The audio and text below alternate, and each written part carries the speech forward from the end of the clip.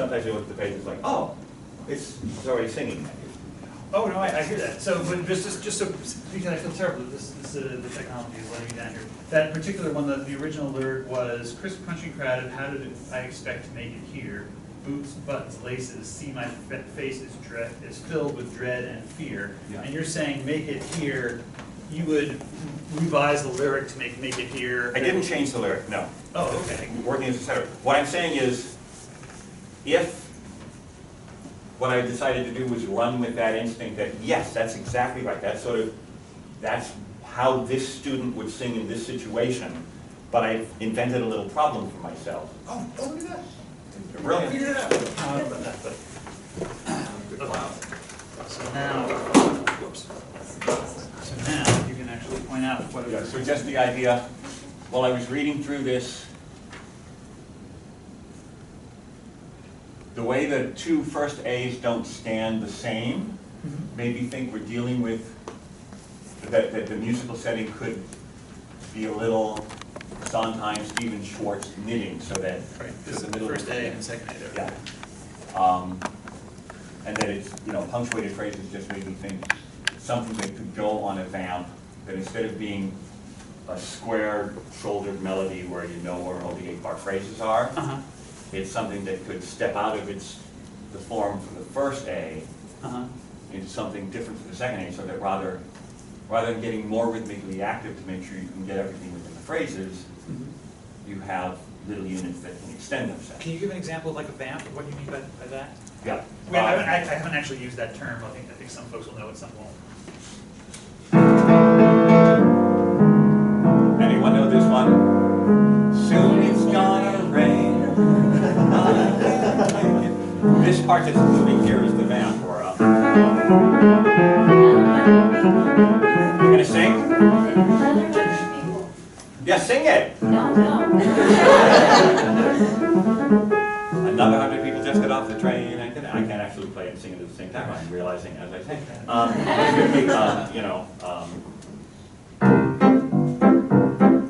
That's the vamp. We're going to an Oklahoma sunrise. We're going to, or actually a good example of vamp motion is that change of key thing. What's I wonder what the king is doing tonight. Vamp, vamp, bum, bum, bum, ba-dum, ba-dum, ba-dum, bum, bum, bum, vamp in a new key. So how would it work with this song? Well, let's say, this one. Not that you have to compose the whole thing, but like. Yeah, but no, yes, just exactly. So this lyric starts, it's dark. It's 4:23 and it's dark. As we sit here in the park, I wonder, sinking under the cover of night. So in case you didn't get it from dark, it's 4:23 a.m., not 4:23 in the afternoon. Oh no, maybe it is 4:23. Well, early. Well, we're sinking under the cover of night. Okay. Well, By the way, that actually does make more sense. All the lyricists, I told them they're going to be anonymous unless they want to jump in and say but. So, right. Lyricists, you're welcome to jump in if you want Right. to have a conversation. Right. And usually when you get the page, I find often when you get the page, you have an idea how you want it to scan. Where the breaks are, where the long notes are, where the short notes are, where the rhymes are, of course. This one has a fun internal rhyme. Where is that hidden internal rhyme? Homework acids and classes. Homework and classes, though my Laces acids and on face. Laces and face is. yeah, faces, right, yeah. So, The vamp. yeah. So you've got a character, you know where they are, you know they're not alone, there's a we.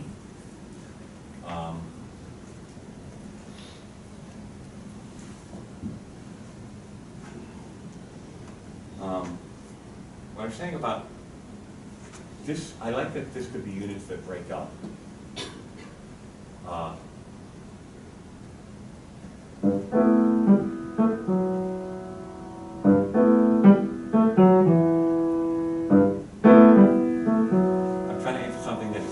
On the nose, minor key. We're sad. We're out of our context. We're from the South, and here we are. We're from the South, and here we are. But yeah, I don't like this for a moment. This is if we're going for a slightly modern opera approach, already you can just, it's dark.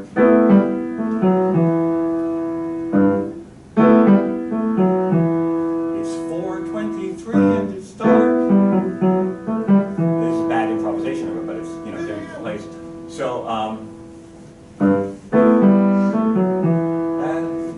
vamps like this they'd be Sunday in the Park vamps, you know what I mean? Right. So once you get a coherent tune that you like, you can then take fragments of it and make it longer. I'm working on a production coming up of Zorba, and there's a house on the hill. There's a woman at the house on the hill. There's a woman waiting for you at the house on the hill. You take the cells and you make them longer and you're extending them. And melodic phrases are still really simple, but suddenly the lyric and structural form is actually sophisticated, based on simple tools. Yeah, and we actually saw that with looking at I Remember Sky. You know, the first couple of sections are very related, and then it kind of breaks out of the patterns that are established. It's not really a vamp though. It's kind of a different thing. Yeah, I can't remember what the sort of vamp that is. So would you like to look at other lyrics, or do you want to go to their questions? What would you like to do now? Do you want to take a little more, or we have time for that if you like, or if you don't.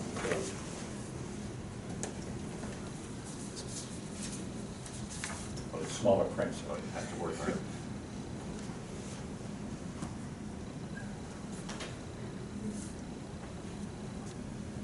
That's nice. Or this one.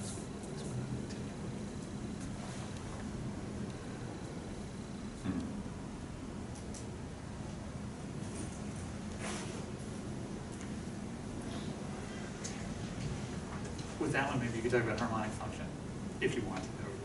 It was beautiful? Yeah. Can you put this one up? Yeah.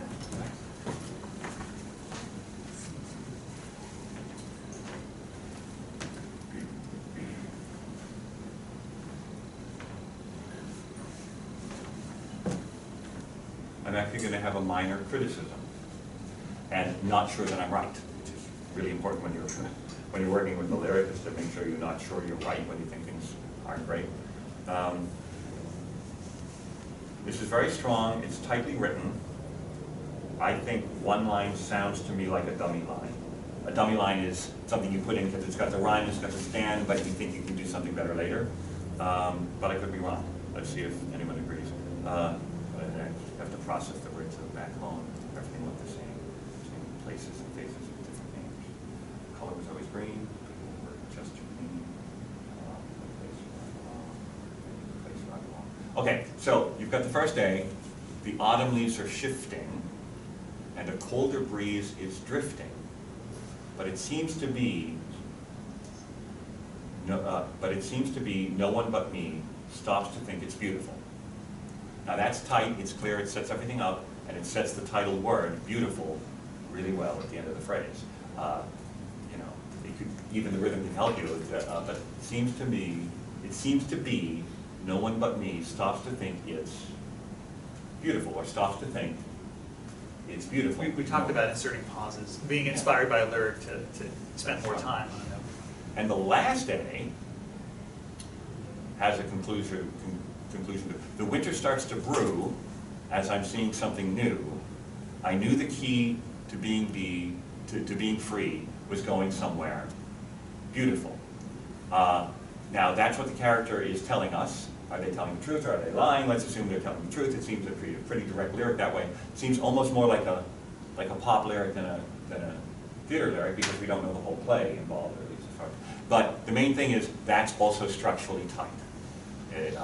As I'm seeing something new, I knew the key to being free was just getting out of the hell where I was. It's got plenty of layered meaning. Now the middle A, not the bridge, but the middle A, apple cider is in season.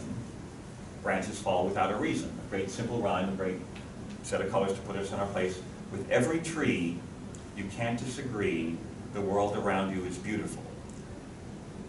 I hear the tree disagree rhyme as successfully doing the rhyme scheme of the section before, but just you can't disagree seems a little of a dummy line, unless I really believe there was a you who I'm trying to persuade, and I don't get that from the rest of this lyric. Very often theater lyrics are some version of the idea of persuasion.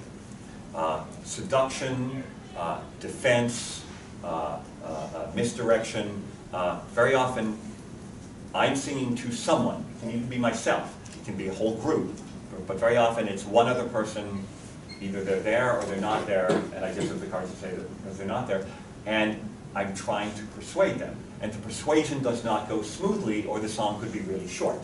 Right. You know, if I loved you, words wouldn't come in an easy way. I want you to understand I'm not in love with you. Now that's a lie. I'm in love with Alan.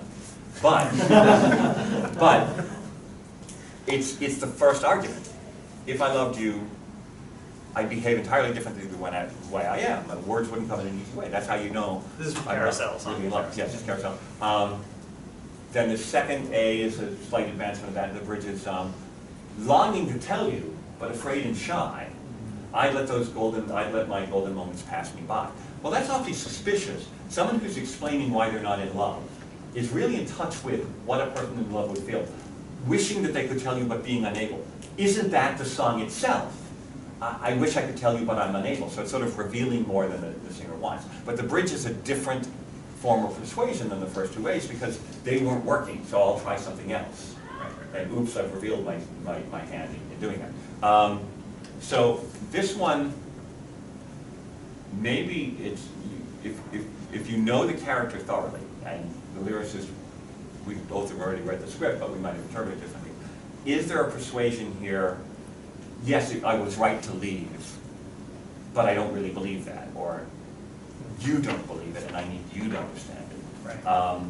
So that's why for me, as I read, with every tree you can't disagree, the world around you is beautiful, it's perfectly simple. It's the same rhyme scheme as above, shifting, drifting, be, me, you know, season, reason, tree, disagree. You know, double syllable rhymes, single rhymes. It bumped me as everything else is so much tighter. Right, okay, that's great. So, do you, if this doesn't, yes, doesn't jump to your brain fingers, that's fine, but can you think about talking about harmony in a song like this? Is that a direction you would go in? Yeah. No, because again, some folks in this class know a lot about harmony, some don't know anything about it, but just having some guideposts as to how you think about a song and how that relates to what's going on harmonically, that'd be very helpful. Yeah, okay, so we've got pictures of autumn, and we've got a person who seems maybe a little lonely. It seems to be no one but me stops to think it's beautiful. Got that word beautiful, which can embody so many different things, from Carole King to Christina Aguilera. It's like incredibly flexible. Music is better than words for finding emotions in a certain way. And to me, the dumb words I'm going to use is, I'm looking for music that is happy, sad, right? You know, it's just, we're in a place, you could say wistful, I don't know if that's exactly the right word. So there's a thing that Stravinsky used to call dinosaur bones. You go, I just sit at the piano, I play for a while, I'm hunting for dinosaur bones. So I'm hunting for happy, sad dinosaur bones. There may be something that brings me this way. Assuming it's contemporary and a high school freshman, it doesn't make me want to go to Hoagie Carmichael's Southern Jazz. It doesn't seem, even though that has a great ability for happy, sad, it seems that's more like for a 45-year-old. College freshman, you said high school, just make sure. Yes, right, college freshman. College freshman. What the hell is a high school freshman? Thank you.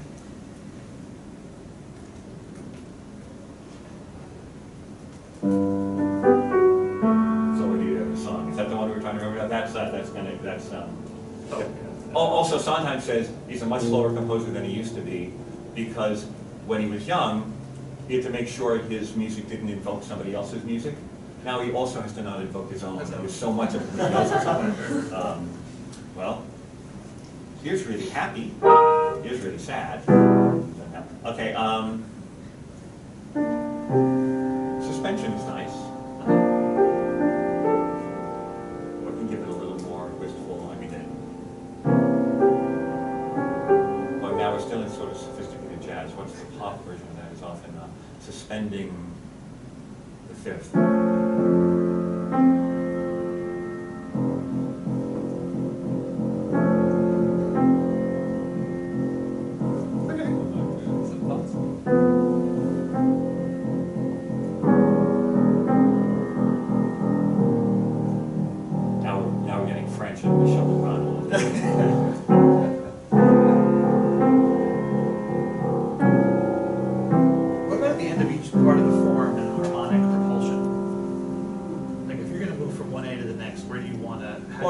so let's say we've got, you know, but it seems to be known to me, stops to think it's beautiful. That's landed. We're kind of stopped there. So the second time, you know, with every tree you can't disagree, the world around you is very obvious one would be beautiful. So now it's going to drive and now it's going to go, and you think it's obviously going to go one particular place, but if it doesn't, if instead it goes, we still needed that change to the second word beautiful to make it need to move forward. And what did you do, just so? Okay, so we set up that this is our key F major. Okay, everyone heard F major, right? You all heard one time. So letting the first one come to rest. You always want to decide, does the music get to come to rest or not? Stops to think it's beautiful. As a matter of fact, if we wanted to really rest, we sing to the tonic. Beautiful. Okay, you could end the song right there, right? Okay, but you don't want to. You make it a little less, ending by beautiful. It hasn't stopped, right? Second time, can't disagree. The world around you is beautiful. I'm using the dominants that will now go to the 4 chord B flat. You normally go to that. So one is T, Do. The other one is suspended. Instead of going to the Do, going to, what I'm using is E flat over F, but the most important note in it is the fact that there's a suspension that implies we're going, am I answering the question? Yeah, no, I think the folks with that vocabulary, that's very helpful. Yeah. But it's a really interesting approach. When does music get to resting points? I always like it's to, so important in you know, lyrics that's what's great about that fugue theme is it's all a pickup. Right. You know, I mean, it could have started. Bach, by the way. It could have started. We just jumped a couple of centuries, so. Right. Well, but it's all over the place. If you ever listen to the show Rent, take one listen through and notice he almost never uses the 5 chord, whatever key you're in. Let's say you're in C major. You've got the 5 chord. Anytime you usually have that 5 chord, he'll substitute all kinds of things. So it still has a return. The 5 chord usually brings you back home. That's the chord. G7 goes to C. If you know 2 chords in the guitar, you usually, yes. And so whenever it goes back to home, it's always at least slightly unexpected. Where you'd expect to get the 5, sometimes it just sits on the 2.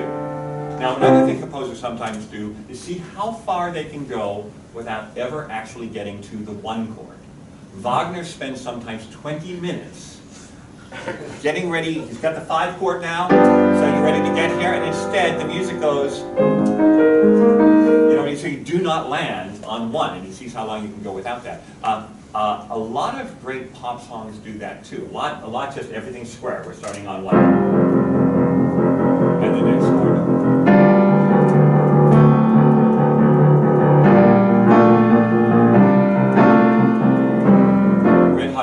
I mean, all kinds of stuff, right?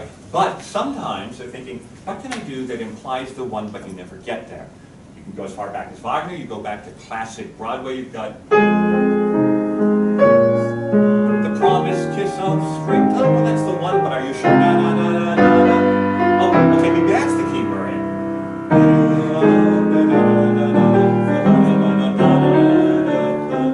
Well, maybe that's it. That must be our 1. Well, we spent a while here.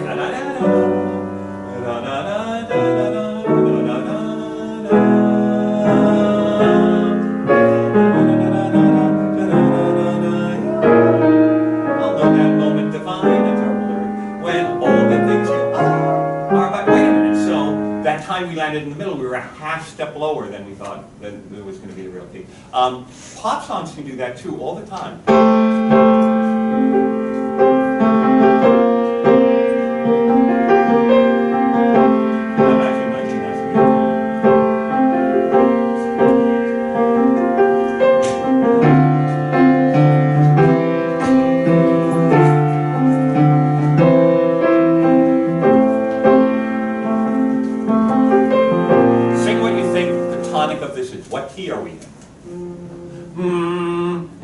Never did that chord happen. This doesn't even have that note in it. So it could be considered a voicing of but it's not there. And then clearly we're on the 4. Then we go to, that's the 5 chord ready to land, and even that's the voiced 5 chord over a different note. Go back to get to the beginning, but instead we go back to this. So you can stretch a long time without ever actually giving the one over. And when you finally do, but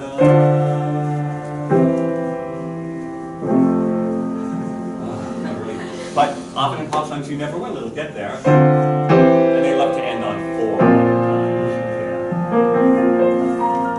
Which means you have to hold extra long in a show to make sure they know this is where you can tap now, because tonics help you do that. Just as for our purposes, those of you who have a little bit of harmonic language, that's something to be thinking about. It's like, to propel things forward, do you want a sense of closure, a sense of resting? The autumn leaves are shifting, colder breezes drifting, but it seems to be no one but me stops to think it's beautiful.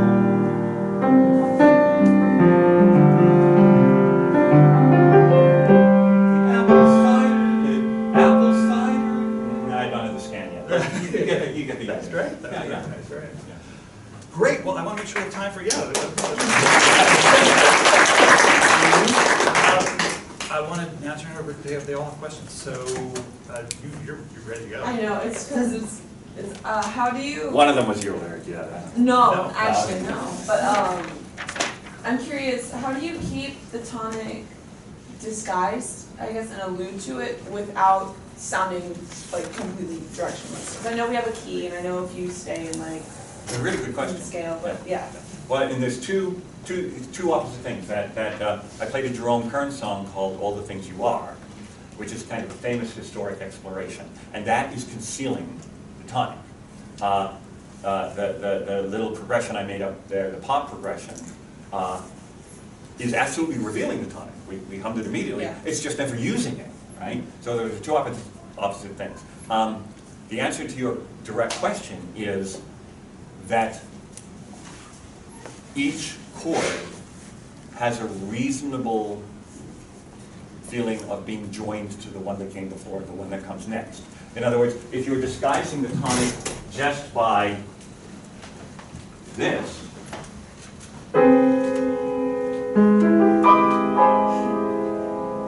which will still have a logic. It feels like it wants to go. Then you don't care where the tonic is. Similarly, if you're using just good old block chords, you might think, well, but this is the tonic. But if you don't go back there,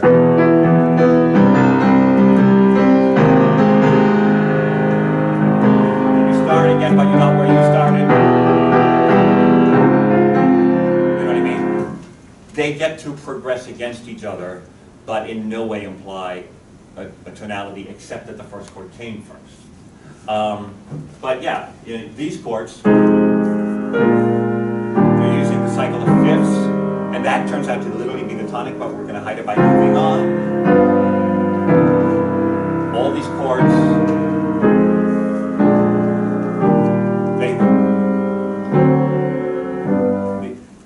while they're not always the same chord, they're a reasonable to expect chord to have happen. And he wants some of them to be predictable and some of them to surprise you, but still be something that could have come. Does that answer? Yeah. Yeah. And so, other questions? I think it could be about anything in Brad's experience, really. How did you first get into like the music composition industry? Just like out of high school, like did you sort of like slowly just have?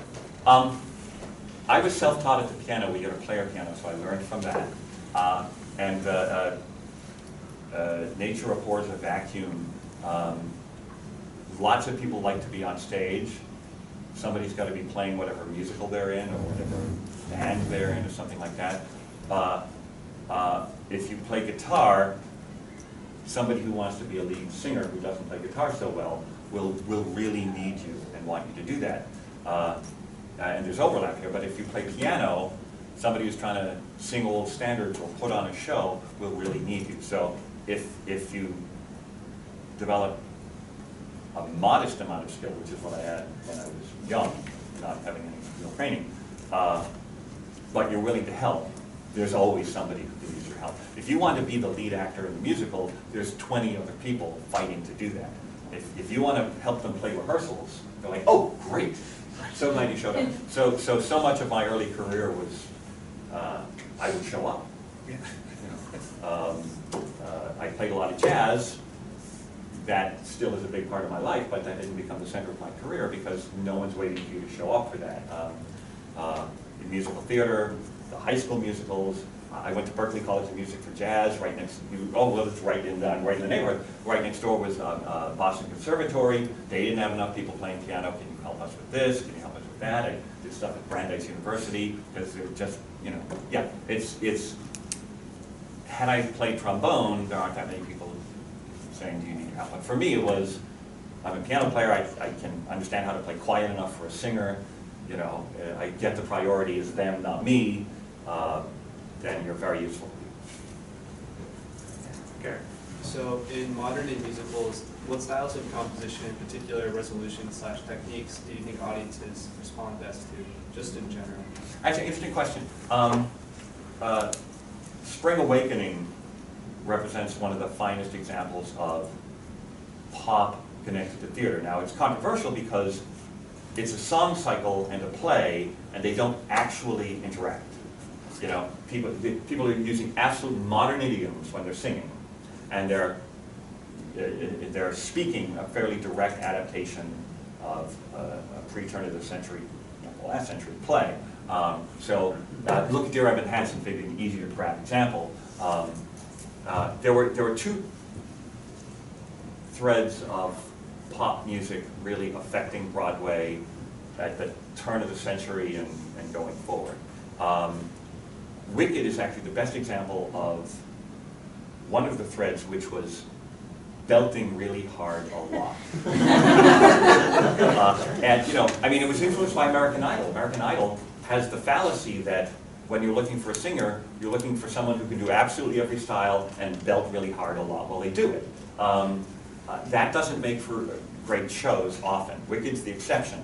There was a show called Brooklyn. There were a bunch of shows where they were literally getting American Idol graduates, you know, people who, never the ones who came in first. They weren't the ones you wanted. You wanted the people who came in second through fifth and so forth. And they would line up these shows that was one Boffo song after another and suddenly realize that there's no structure or texture whatsoever. Everything's at top notch the whole way. There's a reason that there's the expression an 11 o'clock number, the biggest number in the show. Mama Rose finally, you know, says, you know, well, someone tell me, when is it my turn? You know what I mean? It takes a show to get to that point.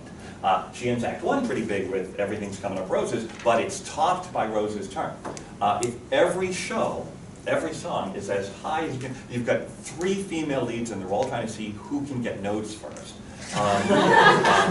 It's a danger. Then there was this other side, and Wicked touches on that too, but that Spring Awakening and Dear Evan Hansen are the biggest examples I can think of sensitive, thoughtful, actor-supported songwriting. Often songs which wouldn't have stood on their own if it weren't for the situation that they're in. Not for Spring Awakening, those are standalone songs, and they're shoved in there. And they work. For me, that show really works. Dear Evan Hansen, the lyrics actually, to be sacrilegious, the lyrics, it's important what they're about. They're in the right place and they do the right thing. They're just often not terribly well crafted. But it doesn't matter because it's character driven. And in that case, it was driven by an amazing actor in the perfect situation.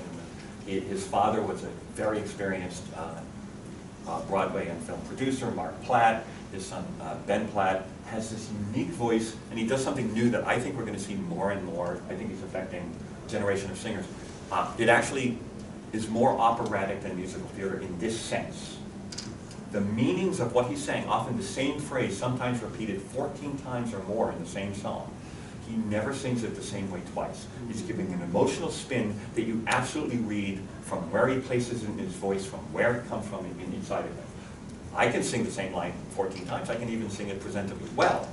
But suddenly you realize there's not much here to this lyric, which is not a criticism of the lyricists, by the way.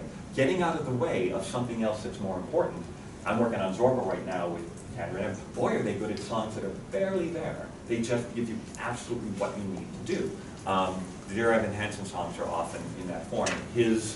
They developed this show, a bigger budget than you normally have. They spent months on it, and I should probably wrap it up.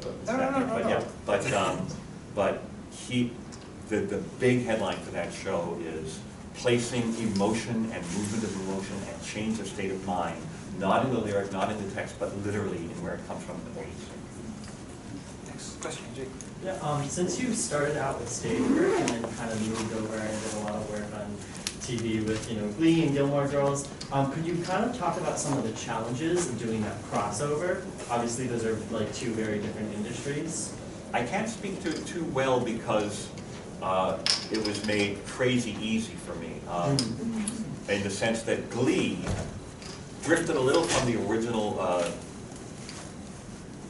musical concept, but basically Ryan Murphy, absolute genius, deeply knows musical theater and understands it and understands how it does what it does. So the pilot on the movie side owes a lot to fame. The pilot, as originally cut, not the way it aired, was so much closer to fame. You have things that pay off emotionally but don't have to tie back into the story. Much more of the original script was Broadway songs. They still survive. You got to sit down, you're rocking the boat. We were doing stuff on Chorus Line. We're kind of the crucial shift, what puts Glee actually between not being a musical and being a musical, is no one ever starts to sing and they don't know that they're singing. The way in the musical, they're just expressing something. You know what I mean? They don't know that there's an orchestra. Sometimes it happens in Glee. You'll see a song begins and, oh my God, he's singing because he's in the situation. But by the end of the song, he'll turn off the tape recorder that he was singing to in his room practicing for the audition that he has coming up. Ryan got braver and braver with that over time. At first it's like, okay everybody, let's sing this song. They're singing because they're singing a song, it could be called source music. If you were there in the reality that's being created, you'd hear the vamp and you'd hear the song. There was no surprise.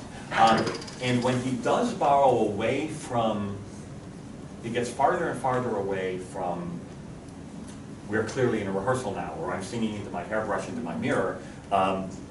The techniques came from musical theater. Techniques came from music video and not from musical theater.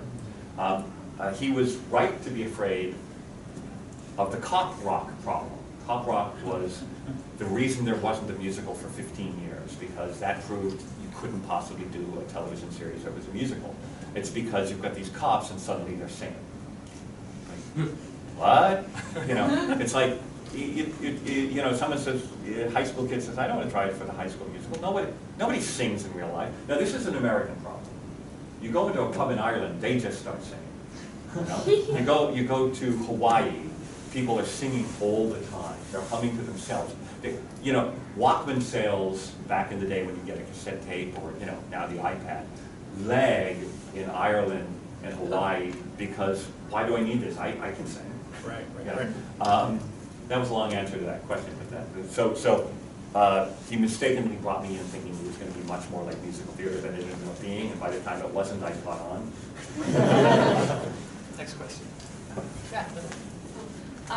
So comparatively, doing stage work like Glee and stuff like that compared to stage work, even though Glee we changed some of the songs, there was a lot less creativity in changing it.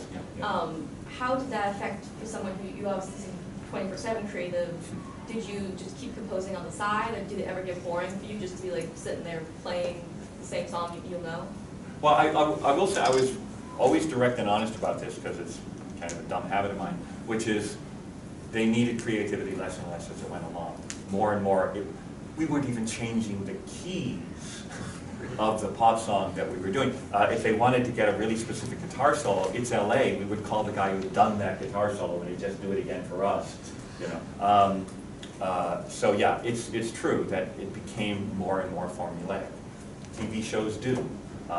You start by spending a lot of money to get people to watch your show, then as soon as you can, you just put a little gold, you know, little fish food in the aquarium and they come and eat it each week, you know. I think Glee did better than that in a lot of ways. I think it managed to have an importance. Things like the episodes about drinking, the episode about the passing of my dear friend Cory Monteith. These had power, none of which do I get to claim any responsibility for in any way. I was just proud to be attached. What I did for creativity, sure, yeah, you know, there's time in the set to write other stuff. Matthew Morrison and I developed an orchestra show that we still do now. We're doing it in Atlanta in a couple of weeks. And we'd go out on weekends and do this show, and it was great fun. And I thought, why am I having so much fun? And I realized, oh, it's because I'm in a room with 80 musicians. Glee started, we shot the pilot, we recorded it like making a feature film. The whole cast would come in, they'd sing at the same time, we'd do this number, you know, I'm playing, the band's playing. By the end, everything was by appointment. Singers come in one at a time. I'm hearing tracks I didn't know were already created that sound like karaoke tracks. I hear someone says they were recorded in Scandinavia. It's like, is that true or is that illegal? I couldn't tell you to this day, I don't know. So yeah, creativity for me came with, there's always room for outside projects. Me and my wife went to Hawaii and created a musical theater program for the Hawaii Performing Arts Festival between the second and third season.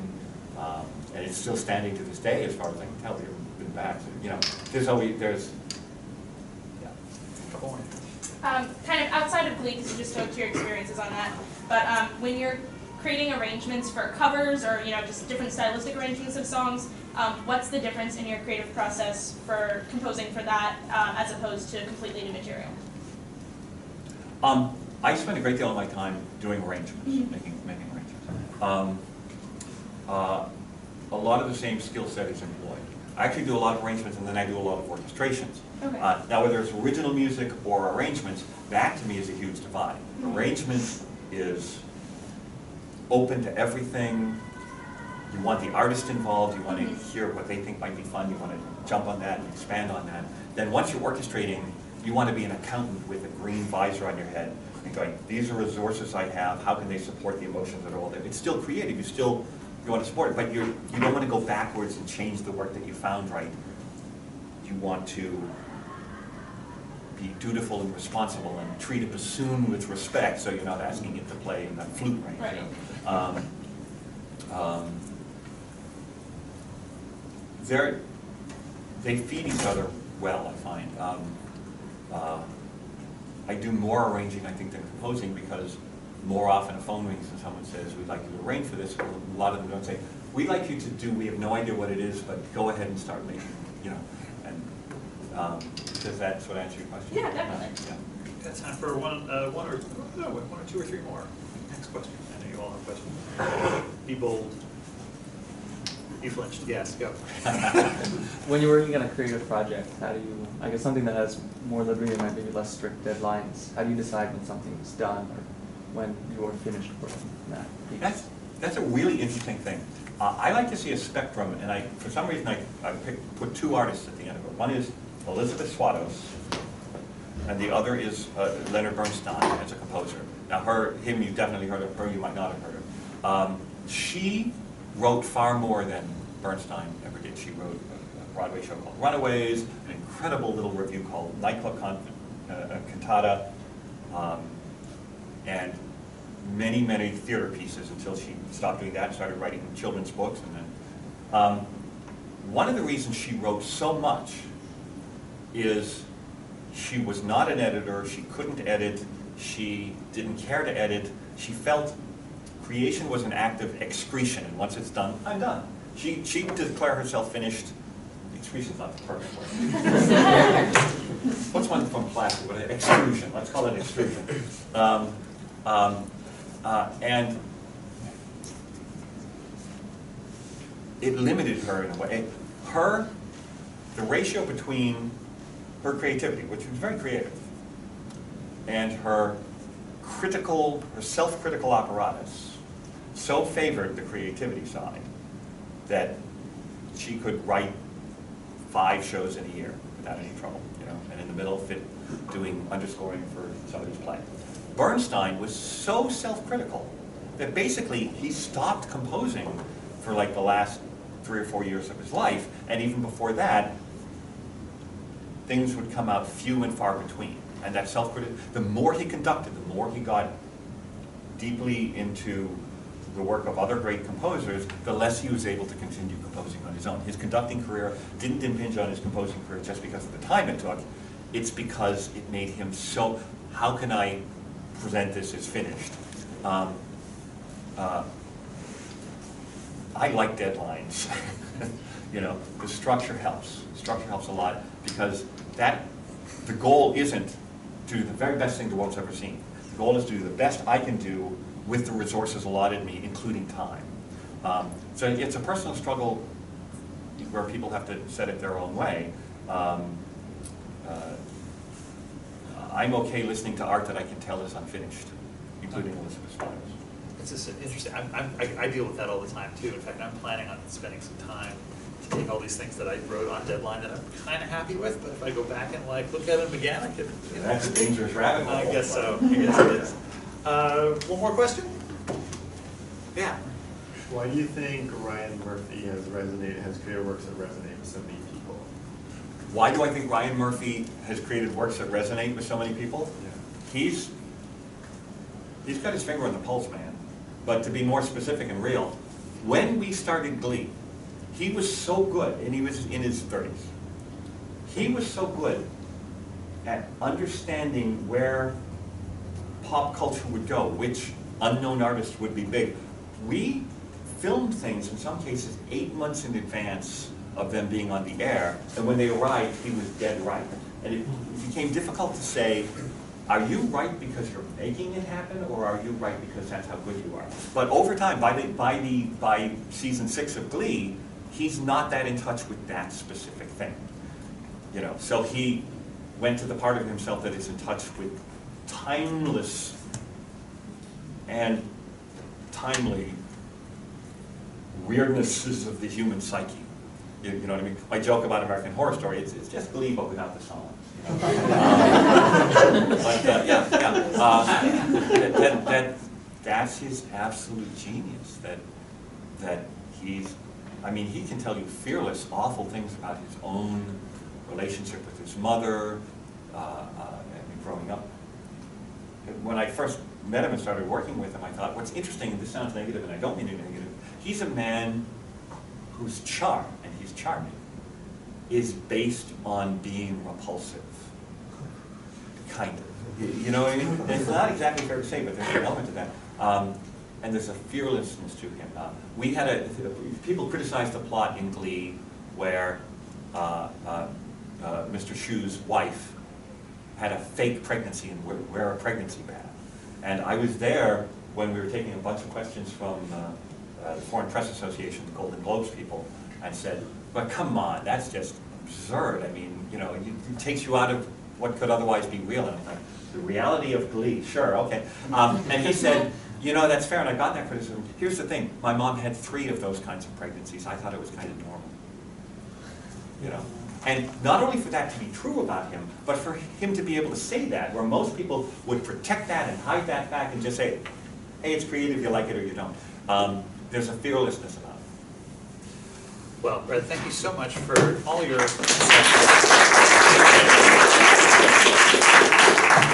Thanks, everybody. Have a great weekend. And we'll be in touch by email. This is great. Thank you for just jumping in on these songs. It's like, you know.